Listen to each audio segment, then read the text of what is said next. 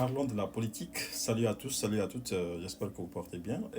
Nous apprenons dans les journaux la suspension des partis politiques et chose qui était déjà prévisible, puisque vous le savez très bien, l'objectif final ici du CNRD, c'est d'anéantir, détruire tous les partis politiques, c'est détruire toutes les voix dissonantes pour au moins avoir le boulevard, pour pouvoir en tout cas mettre en exécution tout ce qu'ils ont comme projet. Aujourd'hui, moi, je ne suis pas surpris. Je vois certaines qui disent que voilà, cette suspension, en tout cas, c'est une suspension unilatérale et que ça ne devait pas arriver. Ça, déjà, rien qu'en voyant la manière dont les choses se gèrent actuellement dans le pays, on s'est dit effectivement que ça, c'était déjà prévisible. On savait que la finalité, ça allait forcément être la suspension et puis la suppression même de tous les partis politiques. Et c'est ce qui va se faire. Cette suspension, et c'est juste voilà, voir la réaction des uns et des autres. Ce qui viendra désormais, c'est-à-dire l'étape suivante, c'est la suppression totale de tous les partis politiques. Ça va se faire. C'est ça l'objectif final. Et ça ne sert à rien, en tout cas, de se lamenter pour dire voilà que ça ne devait pas se faire.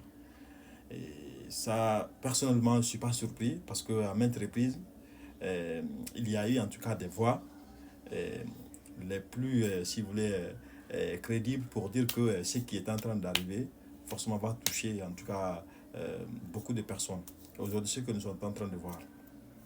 Et c'est aussi le lieu de parler un petit peu de Abdul Sako qui fait son retour. Et je viens de lire tout à l'heure dans les journaux aussi également que ce monsieur aussi, il est en état de convalescence, certes, mais il commence progressivement à retrouver son état de santé, ce qui, ma foi, est une bonne chose, quoi. Parce que vous le savez très bien que Abdou Sako, c'est aussi un membre actif de la société civile.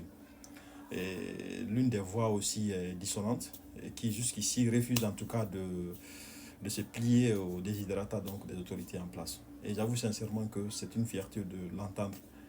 Et le combat, comme je l'ai si bien dit, il faut que notre pays retrouve, si vous voulez, comment on appelle ça, si vous voulez, sa liberté d'antan.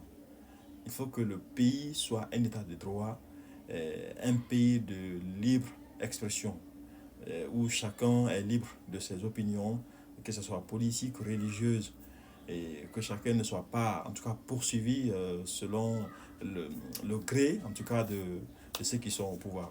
Et aussi, c'est le lieu aussi également de remercier aussi Tibou Kamara, l'ancien ministre sous Alpha Condé, qui aussi est en train de faire, si vous voulez, des, des, si vous voulez, c'est pas comment, c'est des tribunes extraordinaires, quoi. Tibou Kamara, vraiment, merci.